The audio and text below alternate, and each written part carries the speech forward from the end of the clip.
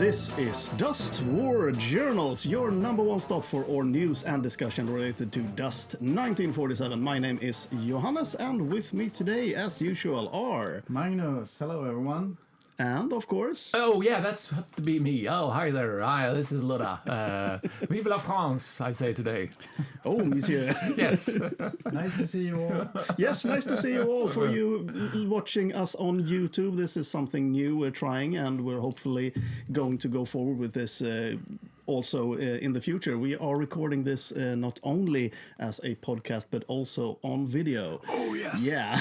So finally. This is a part of a step of kind of freshening things up and trying some new things here at the podcast. And yeah, we're going to talk a bit more about that later on in the show. Yeah, but let's do the disclaimer first. You asked for this. Yes. We didn't want to put ourselves on video. Yeah, don't blame us for this. No. And if you're eating while watching this, you are a sick person. You're a sick person. That's what I'm telling you. No, but...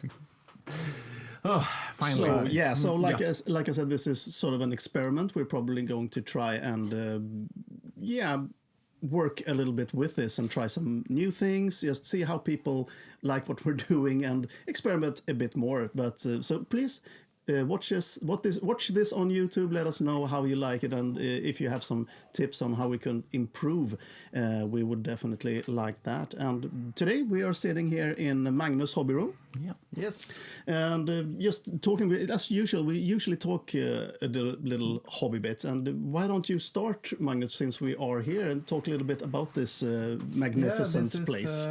This is my cave, where I have all my stuff. You have a lot of models over here, mostly dust, but also some other things. Dust stuff over here in this shelf, all the expansions and stuff. And I also, behind me here is my board game shelf. I see you haven't even opened the Hades box.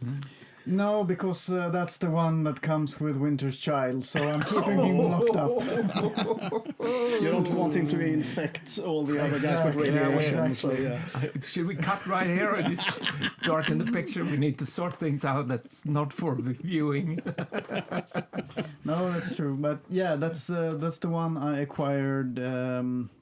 The last one I acquired, actually, that was the one I was missing. That I've had it for some time now, but I haven't really had any reason to open it up, basically. The other ones I have used either the heroes or some of the tiles or some of the buildings and stuff. In that one, I have played some of it, but I think it was your stuff, Ludde, that we used. No, it was Martin's. It wasn't Martin's. Yeah, I dreamt about getting that one.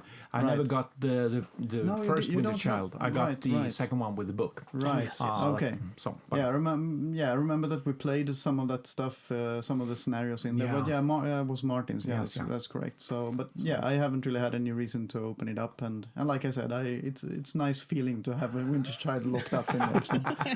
Yeah, well, I would love to have all those boxes in plastic still, so you can have one of like memorial memorabilia. I'm just impressed that you managed to keep the boxes just by themselves, because I'm one of those guys that just can't abide with just having a lot of empty boxes. I just have to use the space that I've got more efficiently, mainly because I buy quite a lot of stuff, so I can't really afford space-wise to keep the boxes, unfortunately. Yeah, I like the look of them, and so far I have the space, but I mean it's getting more and more cramped, so eventually I will probably have to get rid of all the boxes, but until then I will keep them. That's just how I roll. I tried a while just to keep all the front covers of all the boxes that I bought for Dust, and I cut them off, and then I put them in a paper bag, but when that paper bag got so full I had to start with the second paper bag. I just felt like, okay, no, I'm kind of wondering now the size of these boxes. Aren't they almost like a vinyl record, and you can just cut the front off and put them in one of those vinyl record kind of frames? Maybe. Hobby tip there. Yeah. You get that? Well, so if there's any other hobby time, this been quite a short time since our last episode. That's one of the things that's since unusual. last time I haven't really done anything. Like I mentioned last time, my wife and my son was away on a little vacation on their own, and now they are back. So the last couple of weeks I've spent time with them. Well, that's a good thing to do as well. Of course. I've like that. done some hobbying actually. I've done not really dust related this time, but I've been building some stuff for other games. I know that Luda have seen some pictures of the stuff, and it's not it's quite big. Well, yes. To be honest, I'm working on an Imperial Knight army for 40k Apocalypse. So cool. Yeah, there's some big units, and I'm looking forward to that because I like that concept of. We talked about this last episode with the big epic armies, and just doing that in a reasonable amount of time. That sounds perfect, and going with the Imperial Knights because then you don't have that many units to contend with, so that also speeds things up. So. That's kind of what I've been doing. Yeah, it's reasonable and it's fun. It's good that you're doing it. I've stepped down in scale, but I do the same type of models almost because I've been going back to my BattleTech days and finding a lot of battle mechs that I thought I didn't have. So actually, I have doubled my amount of battle mechs that I had without knowing it. But it's fun, it's good, and I've also been. Dwelling into caves because my daughter has recently just now found the original Hero Quest box, and we're halfway through the first book of scenarios there. So it's, and you told us before that you've been playing Dungeon Quest also quite a lot. Precisely. That's what it's called in English. So for people who don't know, the Dungeon Quest game is actually a Swedish game known as Dragon's Keep. If you Drakborgen. Yes. If you translate that more. Kind of directly, and that's one of my favorite kind of nerd games as well. I actually have a Dungeon Quest collection, so I have all of the different releases that I know of that are unique in and of themselves, at least. I don't have the Norwegian or the Danish translations of the original, but I do have the Swedish original. I do have the original, the expansion for it. I have the Swedish re-release, which is not been released anywhere else. It's not been translated, and there are some weird kind of changes there. You can fight and kill the dragon in that version. That's just insane. Yeah, that's ludicrous. And I think the most interesting one is a Greek unofficial version. That sounds weird. Yeah, it's really, really weird. And it has like this miniatures like this big, but it's quite bad plastic. Interesting. It's a weird and interesting kind of thing. So yeah, I'm envious of that collection. I only have the Swedish standard version and the expansion. That was good enough for me. But it's a beautiful game to play, and it's so easy to get going to, and it's gridded, of course. But that would be nice, actually. Having this occurred to me. Let's play Dust sometimes, and Dungeon Dust. Yeah, Dungeon Dust, where you flip and you draw a tile. When you move into the next tile, what is it? Is this? I don't know what's happening. Okay, but there could be zombies walking around, and there could be. Of course. You never know. Get started making a stat card for the dragon. Right. Okay. No, you can't kill the dragon. Okay, that's just wrong. The dragon. That's what I love with my daughter. When she gets to the dragon, she just goes, "Okay, I don't care if he kills me. I'm just gonna collect treasure." And then she stands there collecting treasure and just, okay, he flamed me. I don't give a fuck. Basically, that's what she says. Unfortunately, I'm a bad influence. And then she's just happy that she has all the gold. I don't know. All right. Yeah, well. Yeah. So that about that. Let's talk some dust. Yeah, There's please. been a huge just pile of releases. This GenCon was just very recently, and we had the big Wave 14 released on GenCon, and a lot of completely new stuff and also a lot of older stuff that's been re-released, and I think this is going to make a lot of people very, very happy to see. So first off, we got the Red Rain and the Red Fury, and this not only a re-release, but it's also complementary with new heads, so you can and new heads and new cards, so you can use it in a PLA. Army or in a Spetsnaz army, so you can customize your vehicle just the way you want it. Yeah, that's nice. Very, very cool. I sincerely think that could open a lot of doors with the Spetsnaz versions. Yeah. Because they've been like, ooh, I need them in my Spetsnaz army, but they're not Spetsnaz, so I'm not using them. But it's like now, and with the bonuses and stuff like that, I can see it happening quite a lot. I think it's going to be good. I think it's going to be great for the Spetsnaz player, that is. Not perhaps for someone else, but that's... maybe. Well, yeah, well... And next up, we got the Grenadier Support Squads. So this is a big box including the Sniper Squad, the Observer Squad, and the Mortar Squad for the NDAC. So a very nice little package there. Nothing really new with this, but it's a nice little box. Was this... sorry, maybe I didn't look close enough. Was this for NDAC or was it for the block? This is for NDAC, I'm pretty sure, because it's the Grenadier versions. Yeah, this is the NDAC guys. Yeah, but you got them for the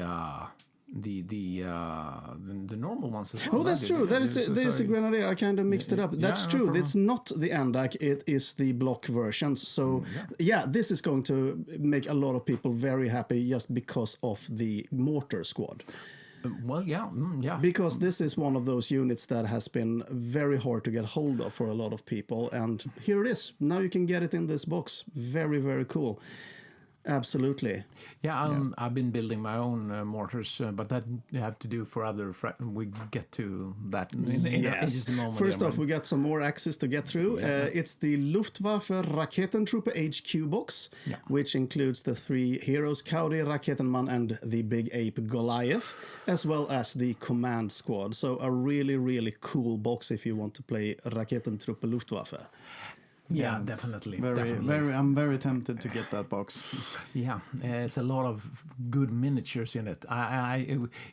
That's the box which I would love to have on my shelf, but I wouldn't give a rats because I wouldn't play with them. But just I really would love to have them on my shelf. That's the minis in this box are just insanely awesome. They're some of the coolest I think the studio has produced so far.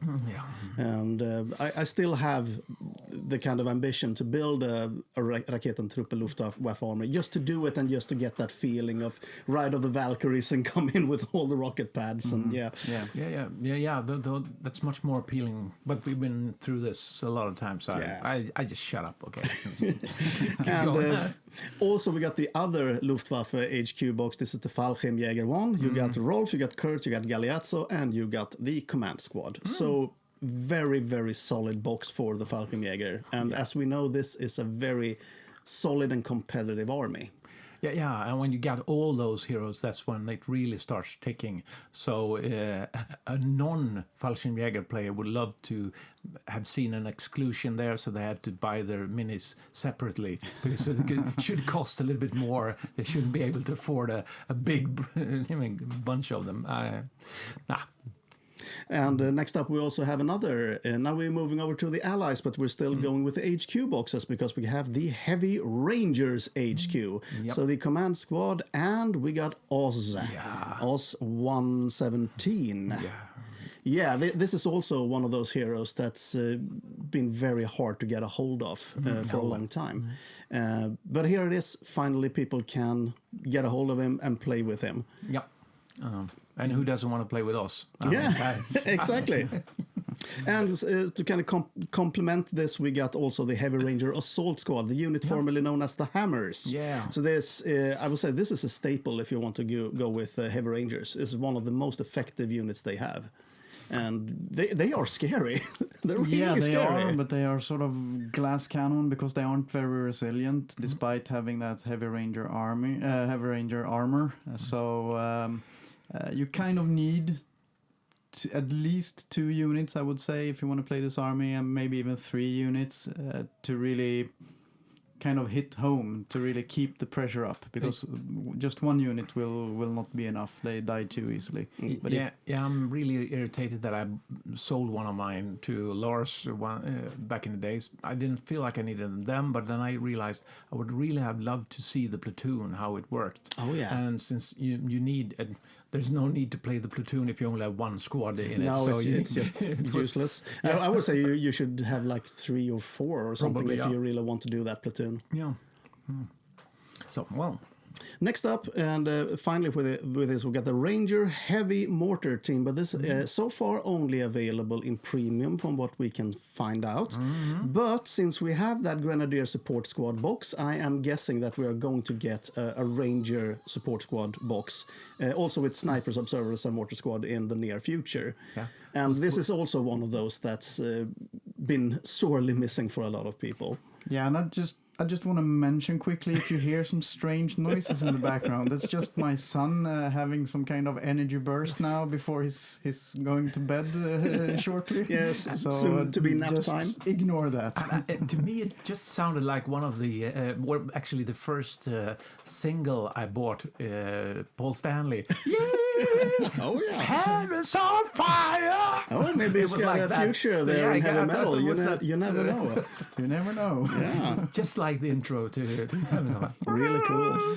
Sorry. Well, Right, and that's are the re-releases. So let's go over. And I'm actually going to take offense there, because that Mortar Squad for the Allies is not a re-release.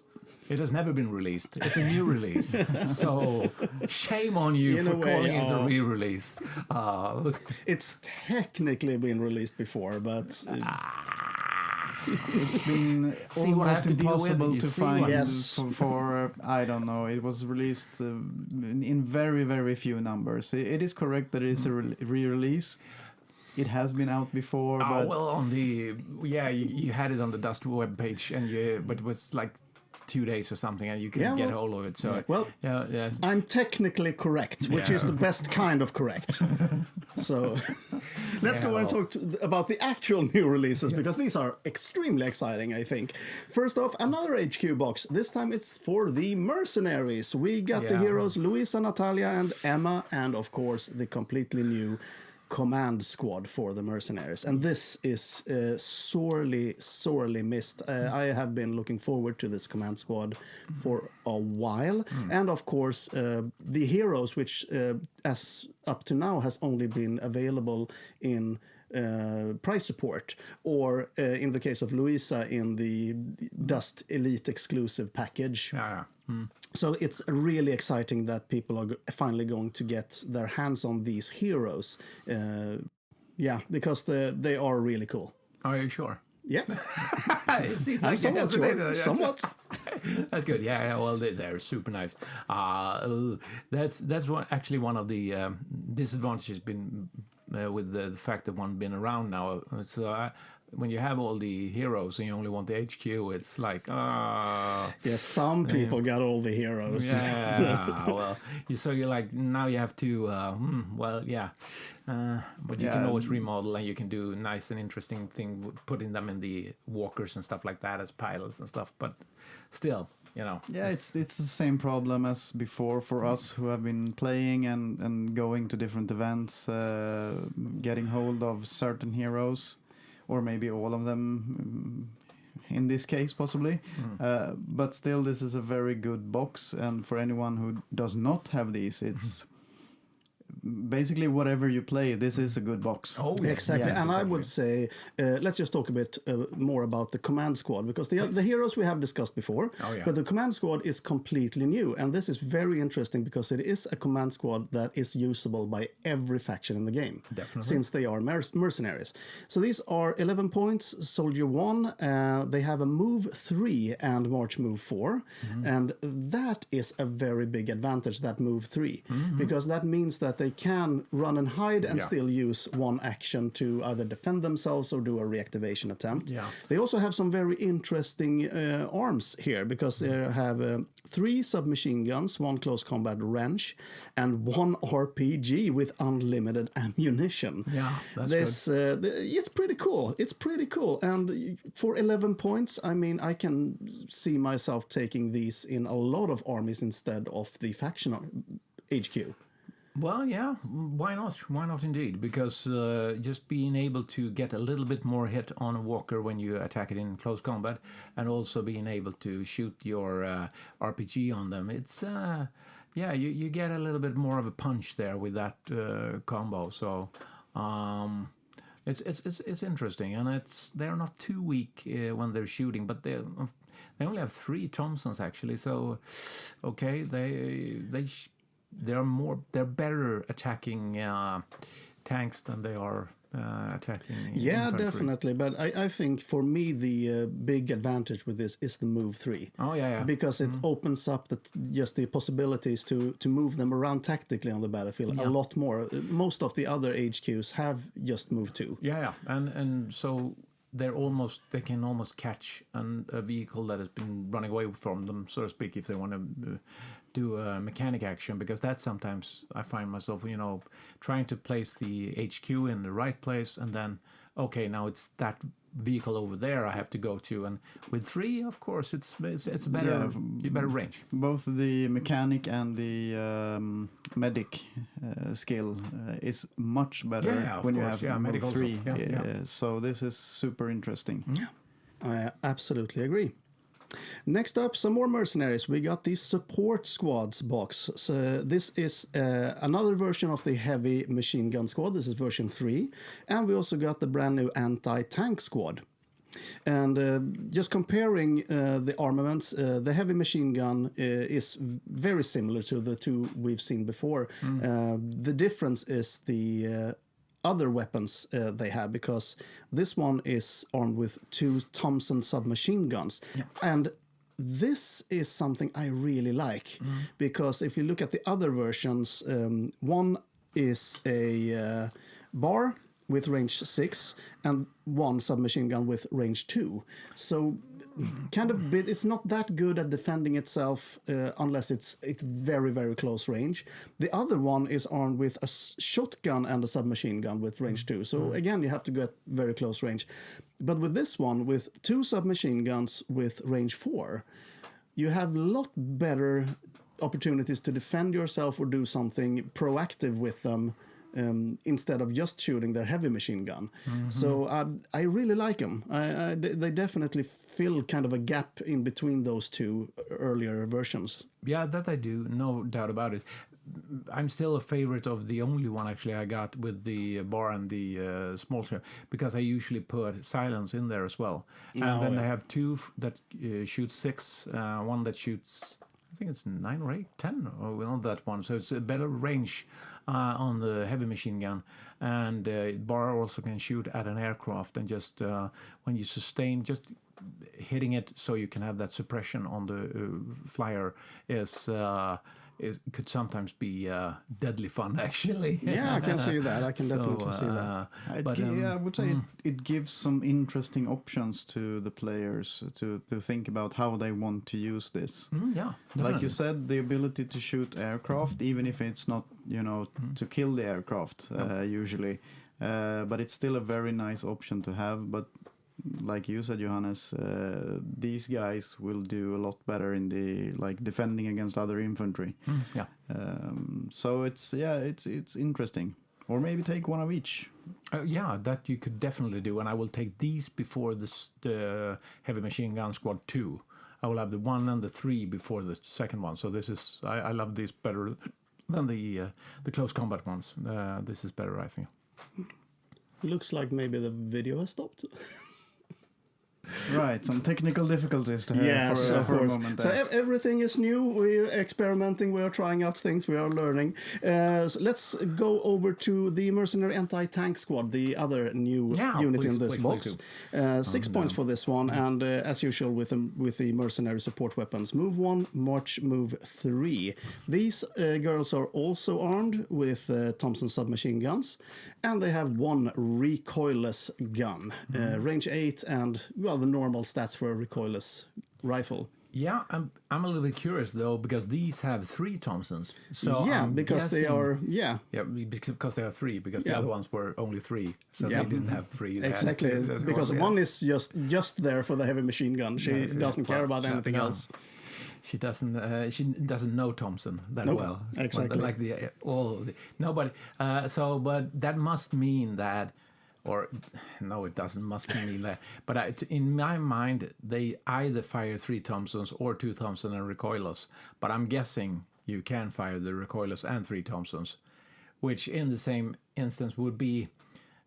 It's if you go by the rules for support weapons, then you use 2 of the available girls there. So with this one, but none of the other support weapons have that extra weapon, because so you can. But no, in this case, you can. You definitely could use 1 of the Thompsons, but not all 3 if you're or more if you're using the recoilless gun. I would say. You would say, but I actually think you can fire the recoilless and the 3 Thompsons. How do you think so? Because it says from what I remember in the rules, you can fire all. No, not with support weapons. Because with support weapons, then you use 2 of the available slots, whatever you call it, to fire the support weapon. Yeah, but I remember there was some kind of discussion about this. Well, isn't there a clarification in the FAQ somewhere? Fight. Some real-time problem solving here. And you know what stands in the FAQ stays in the FAQ. No, but because if we look at that other, let's go to the other ones as well, since we have them here. I'm talking to myself, of course. Irritation, perhaps. No, it's not in there as well. Of course, it should be. Oh, of course not. I'm looking for the stats on one of the other, because I'm thinking about the. I know, and then of course the Red Fury and the. Those aren't support weapons, they're vehicles. So that's I know. difference. So that was bad. But then I'm going for the premiums. Let's go with let's do the SSU then, just for the friggin' of it. Because of course it's empty now, so I have to go to the premium edition. I'm not up to speed. I'm sorry. I'm thinking I'm just gonna try to find myself some support weapon somewhere, and this is some great podcasting, folks. Yeah. I don't know, but I remember there was some kind of discussion about this, and I think there was some kind of clarification. I know it was when they take damage, and that was written in the FAQ, but I don't remember that it affected how they could fire with their support weapons. I'm unsure about this, and maybe we should just leave that.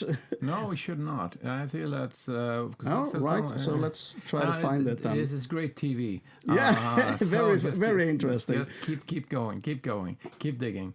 Let's see. I found the relevant page here in the rulebook at least. So let's see here. Now we're talking. Yeah.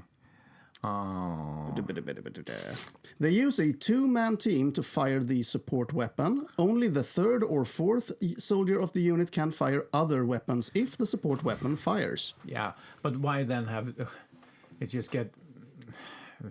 I just don't like it when they have 3 Thompsons and only one of them can fire the Thompson. And no, only if you are firing the support weapon as well. I'm not you can fire all man. the 3 if you don't fire the recoilless rifle. So. Yeah, well, I'm not in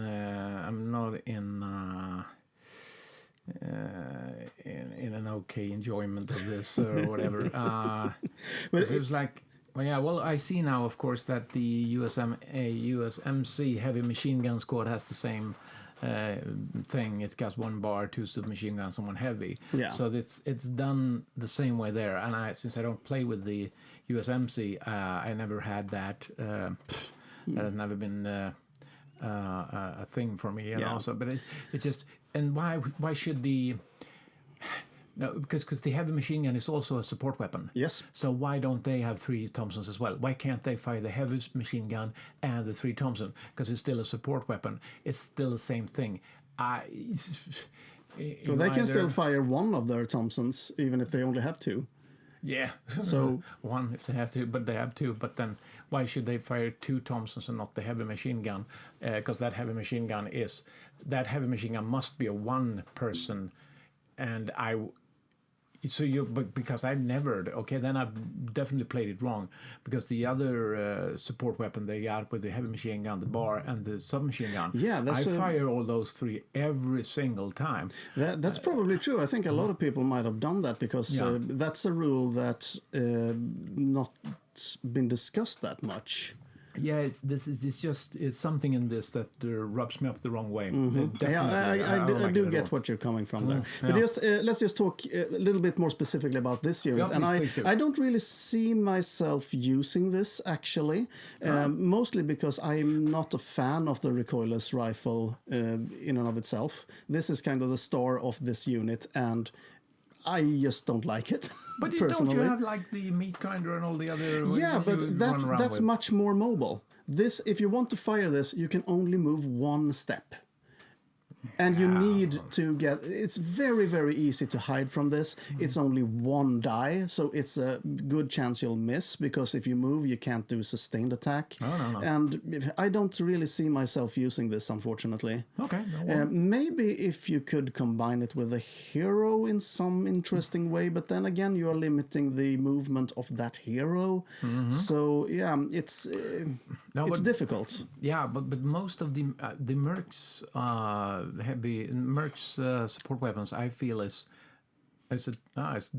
down again, it's up, it's down again. Okay, Magnus, go get it.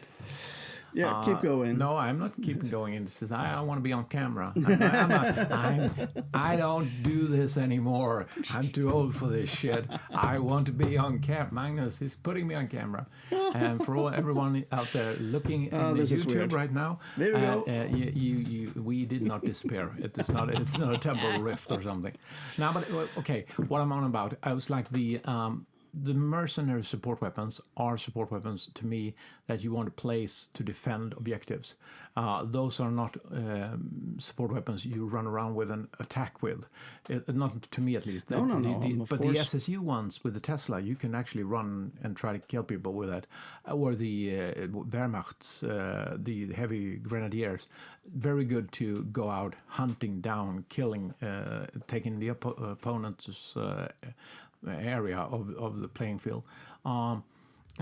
So, but of course you can do that. I would like to see what happened when you put this one, though, the anti-tank, in the Rangers platoon.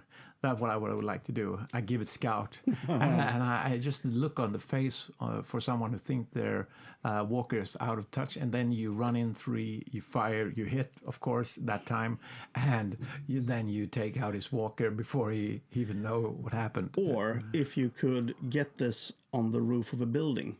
Yeah, definitely. That could be an interesting use for it, but I still think that for the points, there are more interesting things you can do. Definitely.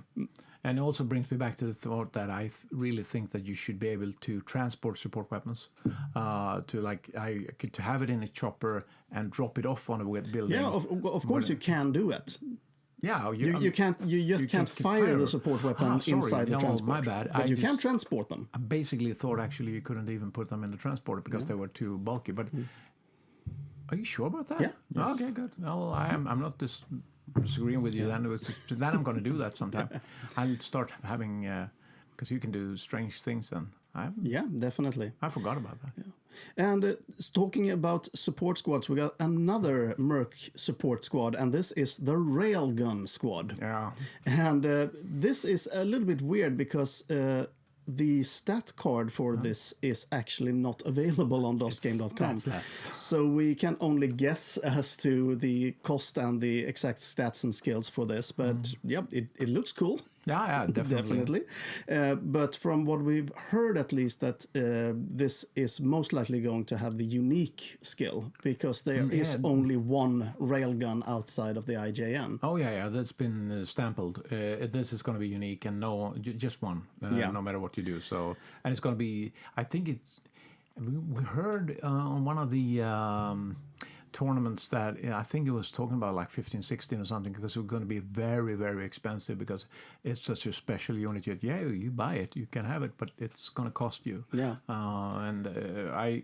That's just, and the point cost there, I just took straight out of the air. So nobody please think that but it just, once Olivier named something like, it's going to be super fucking expensive or something like that. I think it was word by word actually what he said. So. So kind of comparing then, because we do have the other railgun teams to compare it with, the IJN support teams. So this is a box containing the Ninja railgun team and the Cadet railgun team. Yeah. And yeah, these are of course very similar because they both have the railguns and they have one support personnel, and they also have light submachine guns. But they are slightly different. The Cadets have machine guns with range 3. The Ninjas have machine guns with range 2, but they are stealth, and they also have the improved camouflage skill and the smoke grenades. But other than that, they are very similar. And that said, the point cost for the Cadets are 8 points, and for the Ninjas, 10 points. And we discussed this a little bit before the show, and 2 points difference for all that. Jazz. Oh, no, yeah. no. Well, it doesn't seem worth it to just save those 2 points. Maybe if you only have 8 points left in your army. But in all other cases, I would use the Ninjas just 9 times out of 10. Yeah, it's just so much better for those 2 points. Yeah, points for points, the Ninjas are a lot better, I would say. So my only guess is that you would use the Cadet unit if you are playing like a themed army and really want it, or we don't really know yet about future...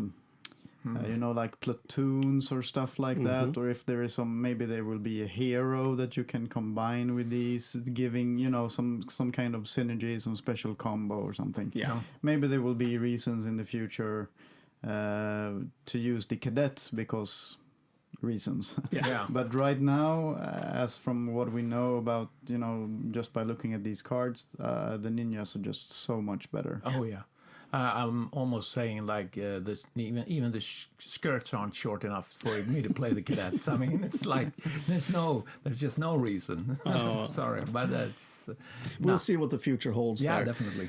Next up, we got the Mythos Cultist Saboteur Squad. This is a unit that I personally have been looking forward to for a while now, and yes, they look absolutely awesome. We also saw some pictures from GenCon at people paying tribute to these guys with the fezzes and the no, there was no there's no tribute here. This is actually the ones they sculpted them from. They're so I see. Especially so when you see Paulo in the middle there, is like. Yeah, it fits right in. Yeah, he could be holding 2 of the Mausers, and it was just like... There's an interesting change, though, in the stats for this unit compared to what we saw in the Hellgate book. Because in the Hellgate book, these have... the dynamites, the number of weapons haven't changed, but the ranges have. We discussed this when we had our Hellgate special, that it was a bit weird that they had the charge skill and they had the dynamite for close combat, but it was range 1, which meant that they couldn't use the dynamite while charging. Yeah, so now it makes perfect sense. So that was probably just a typo in the book then. So, yeah, because on this stat card that we see now, they do have range C, that is close combat on their dynamite. So you can charge in and use it. And if you let these guys charge in, they will just devastate whatever they charge. Yeah, I mean, these dynamites, they have blast, and one of the guys, he has dual dynamite, so he's got double blast in close combat. So that's if 5 sticks of dynamite, and it's not limited, so they can use this every time they attack. Yeah, so against another 5-man unit, this would be 25 close combat die, meaning no save except for damage resilience. Mm-hmm. And against a heavy unit like steel guards or heavy rangers or something, that's 15 dice with no saves except damage resilience. Yeah. So yeah, And even against like armor 7, it's still 5 dice with damage 2, and everything like lower than that, it's 3 or better. So they can just kick some major ass, these guys. yeah. If you're playing against these, you have to get rid of them. You have to at least decimate them before they reach you, because they will just blow your face up otherwise. Yeah, so I would say the 2 redeeming qualities for these guys are the point cost. There are 8 points, so they're not.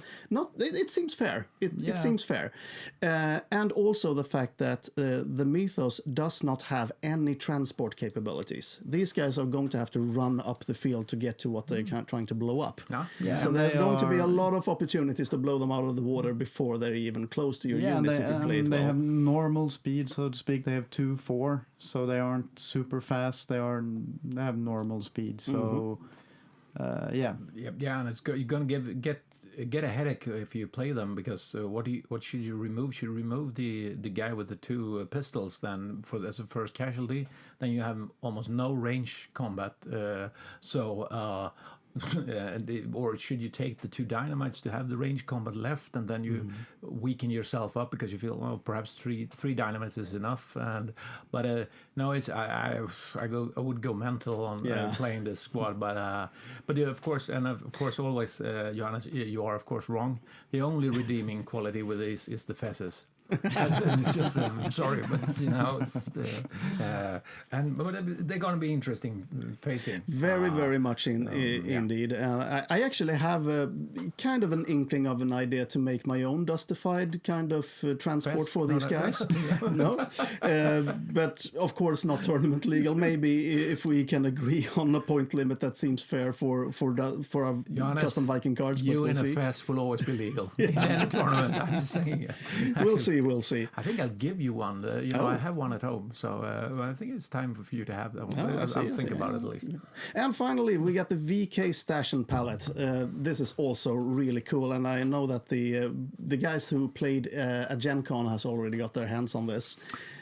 Really nice little scenery bit here, and some really cool rules that go with it. In case you haven't seen this is. Well, it is a piece of scenery, but it is also kind of like a unit because it has an army point cost. It costs 2 points. It can't move, so you have to place it somewhere, but it can be transported inside a transport.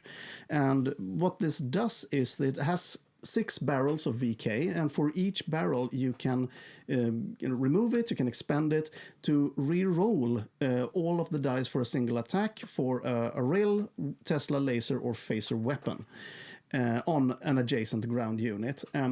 This is something that every player can use if they are adjacent to this stash. So you have to be careful if you're using this where you're placing it. Yeah, it's a wonderful upgrade for your army, and I just would love to be able to surprise an opponent once, like having like the phaser paratroopers, and my opponent is placing one of these and not realizing that my phases is coming down just beside it, and just go, you know what, I think I'll re-roll here, But I think especially for like the rail guns, to get that, because you have you have so few dice, just to get the opportunity to re-roll that could be really strong. So I'm thinking at least at the first we're going to see this being used in some Japanese armies to some good extent. Some railgun walkers with a VK stash next to it and Tito just behind. Oh yes, that's gonna be that is really annoying. That's when you drop your British paratroopers behind, just beside them, because they're gonna hit. They can shoot Tito with the phasers, and then they hit with their punches or something like on the. It's gonna be. And that could actually, be epic. You know? one thing that I've been thinking a little bit about, because this has a very interesting rule for deployment. Yeah. I mean, you deploy or enter the battlefield with your units as normal, and then you deploy this one next to one of those units. Yeah. I'm not sure if this exactly when you do this, when you deploy it, like, do you do it? It does say it is deployed as a unit from your army, so I'm guessing that it counts as an activation on the first turn only. Yeah, that's how I read it as well. So you have activated a few units, and then you sort of activate this one by just deploying it next to one of your units. Yeah, that's your activation, basically. But the thing I was coming to here is that this no unit can be placed in the same square as this VK stash. So you can also use it to sort of block places if you can make a good decision on where does your opponent want to be, what space do you need to protect, or what do you. Yeah. You can use it very tactically in that way. Exactly. So it's not only the reroll stuff that's important in this one. It's also the actual placement, both like offensively and defensively. Like, where do you need it so your units can use the reroll, and also how can you block your opponent? Yeah, and it's there's no action taken when you do this. You flip one of the VKs. Therefore, also, why not just bring down sacrifice Action Jackson and his squad, bring him down, then you place as a second activation, you place the VK beside him, and then he can die, because then you can start bringing down your paratroopers around this VK that sustain fires. That's actually, and also you have that I don't know, perhaps you can always position yourself then to get, you should be able to, do you get cover save on corner save? Does this block line of sight? What's that? Does it say? Grant cover or block cannot be destroyed, and doesn't grant cover or block line of sight. Sorry, so I should have just read or listened to what you said. It's so easy to zombie out when you two guys talk. I'm sorry. Let's get to the good part. Let's get to me. No. Sorry, man. But all in all, it's a really, really cool and interesting new thing for the game. It's going to be very interesting to see how people are going to use this.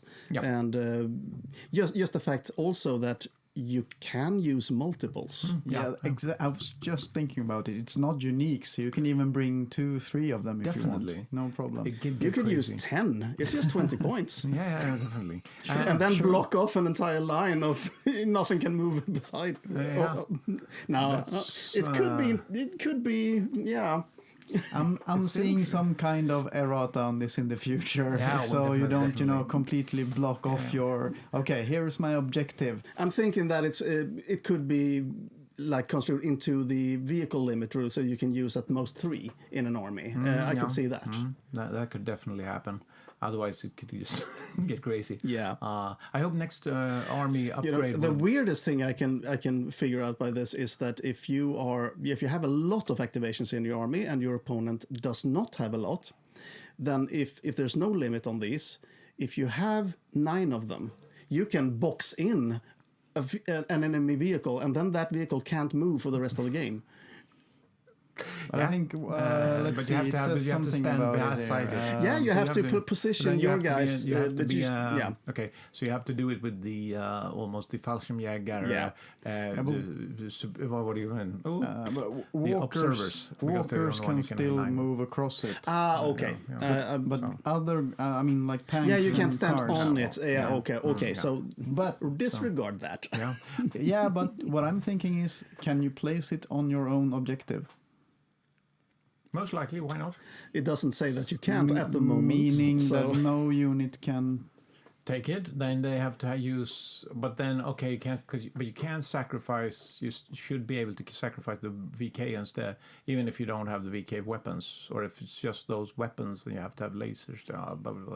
We'll see how this. That's going to be interesting. There's probably going to be an FAQ with this when people have got their hands on it, when they played with it, when all of these kind of issues turn up. So There's a lot I'm of thinking it will interesting probably be changed or added to it that you can't place it on an objective, because if you do, that objective becomes not impassable, but you can't stand on that objective. yeah, it seems fair. Yeah. So And as I was trying to say beforehand there, the next army upgrade I'm hoping for is rubber boats. So we can start doing like crossings on rivers and getting more amphibious. I had a long harassment of these two guys before and about I needed more amphibious vehicles and we need more water, and it's a long story of mine, but we need to really get back to that, and more water on the game boards. Right, let's go over to some more news. There was a moving sale on dustgame.com. They've sold some premium winter camouflaged units for 40% off. This sale was supposed to have ended about a week ago at July 31st. But shh, don't tell them. Don't tell anyone. It's still going on. Yes. Someone forgot to push the button to turn it off. So quickly. If you want there's a ton of cool stuff in there. There's a lot of cool stuff, and it's pretty cheap for being premium. So if I had I told this before, if I had the option, if I had the money, I would probably buy some of the steel guards and maybe some helicopters to go with them, because that would just look awesome. Oh yeah. So go check that out as long as it's still up, because it looks like you have some time. And finally, we have some upcoming news, because Paula Parente kind of leaked on Facebook that primed miniatures, which was recently stopped, they stopped selling them on dustgame.com, as we discussed last episode. They are going to be phased out completely. They are going to be replaced by what the studio are calling ready to play. And from what we have heard so far, the difference is that it's still going to be pre-assembled. It's still going to be glued together. So it's just to put them out of the package, put them on the board. But they're not going to be spray primed. Instead, they are going to be made in a plastic that is the same color as the current primer. So not very big difference for people who don't paint their minis, so just play with them as they are. But for people who do paint their minis and buy these versions of the models, then there's an extra step. You have to prime before you can paint. Right. So that's basically it. The other kind of the upside that Paolo said is that this is going to be possible to make more finer details in the miniatures, that's not going to be obscured by that thick primer that they use. And maybe we'll see, maybe some, since it's one step less in the production, maybe we can see some cheaper units. We don't know, but it's going to be interesting to see how this turns out. They mentioned before, like on the presentations at events, that some of the boxes at least will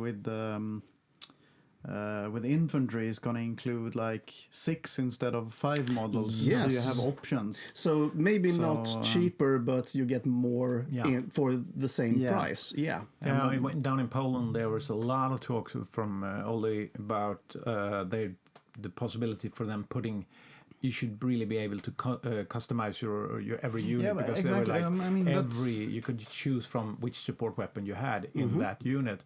There were still some issues with how they do the cards with that, but it was like, you should. But many units are very similar. There is only one weapon differ. I'm thinking of these, for example, Rangers unit. They have either one bazooka or they have 2 bazookas. There are some tiny differences, like in the heads or in the backpacks, if you look really closely. But I see what you're saying. It's very easy to mix them together. So if you get that extra miniature and some extra stuff on a sprue or something like that, keeping it as one product instead of maybe 2 or 3 or even 4. Just to add that little bit of extra stuff is going to be, I think it's a super nice idea. I think it's going to be great. Really cool. So that's it for news. Yeah, that's what it is. That's almost it for this episode. So that's also a big difference, because it's time to talk about the future. Yeah, definitely. about the show, about us, about right. you as our audience, because Oh, you're talking about the near future. I thought it was going to be some of this like 40,000 years in the future again or something. No, That's okay. just so No, not done. that. Yeah, no, yeah, we are turning We've this been into a 40K podcast. No, we're fuck not. off. Basically, no, we're fucking over my dead body. And this is now it's getting personal. Okay. No, we have What been. we're gonna go to is the 30th millennium. Actually, 3060, and we're gonna be on Terra, and we're gonna be on Tukaed, and we're gonna be on Stratamecti, and we're no, sorry, we're The not gonna- Blutkreuz heresy. Oh, no. I'm only battle taking you. I'm from this is- All right. No, what we're talking about is, well, we are going to try to expand what we're doing, Yes. basically, for your sake, Yeah. and for our sake, because not that we're gonna find this expand. boring. Yes, of course, we have some room to do so, definitely. Do we? Okay. But Well, if you say basically, so. we are still going to do the podcast. Yeah. That's definitely in the plan. But we are going to try to do it more often. Yep. That is, we don't have it set in stone, but the current plan is about every 2 weeks. And we're also going to shake it up a bit, because every other week will be like a normal show, as you all guys are familiar with by this point. And every other week it's going to be Something special. Yeah, something special. It's going to be a themed episode. It's going to be some specific topic. It's going to be us talking about maybe how we create scenarios, how we think when we're building armies, and just go more in depth on one particular issue. So, and hopefully we're also going to do some more video production. And that's also not set in stone, but it's something that we are going to try to experiment a bit more with. Yeah. So that said, we really would like your opinion. What would you like to see? What would you like us to talk about in these special episodes? If it is Ludde you want to hear more about, we can have a special one-on-one maybe with him. Yeah, you podcast listeners who but just that's- listening isn't to that audio, gonna you're be- missing something here. Isn't that going to be a problem? I'm thinking maybe people would like to hear him, but do they really want to see him? Well, this is exactly one of the reasons. This is one of the questions we are going to get Yeah. answers from just now. kidding. Just Definitely. kidding. So, yeah. Just kidding. You're a very handsome man. Oh, Ludde. I know. Oh yeah. Well, moving right along. Or Yeah, something. so and I kind of felt that it's going to be quite exciting, because next month is the 3rd anniversary of this show. So it was kind of high time to shake things up a bit, shake up the status quo, and see what kind of comes loose from it. yeah, And we are going to, like you said, Johannes, we will be learning by doing, basically. So we will just see how this works out. And you kind of see from this episode that that's exactly what we're doing. Yeah, So- well, and we haven't been hiding from that. When it comes to podcasts, okay, you had done something before, but we are like frigging newbies, so it's yeah, like. and I'm experimenting with stuff and trying out new things. I mean, And we with started out with one microphone in the middle of a table, and it sounded a bit awful. And now we have our own separate microphones, and it's just we have the stuff ironed out by this time. So yeah. Time to get some new technical problems. Yes. And we already experienced like this 3 times this Exactly. episode, So, so yeah. it's going to be interesting. When will the hair be falling off our heads? Exactly. But like I said, we would love to hear from you out there, our audience. What would you like to see? What would you like to hear? And what can we do for you? Ask not what we can do for the country. Ask what the country can do. No, that came out wrong. I think. Something like Don't that. ask the Dust community what they can do for you. Ask the Dust community what you can do for them. That's how you want to put it. We go Very to the moon. eloquently put. We go to the moon. We go to the moon and do all the other things. Not because they're easy, but because they're hard. Ich bin ein Berliner. Yeah.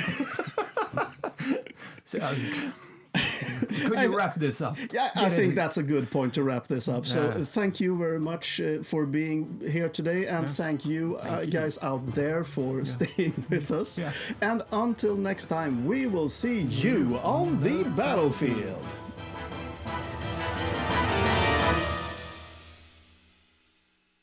Thank you for listening to Dust War Journals. You can find us at dustwarjournals.com or on social media at Facebook, Twitter, and Instagram at Dust War Journals. And you can find our Patreon page at patreon.com/dustwarjournals. All music used in this podcast is made by Kevin MacLeod at incompetech.com.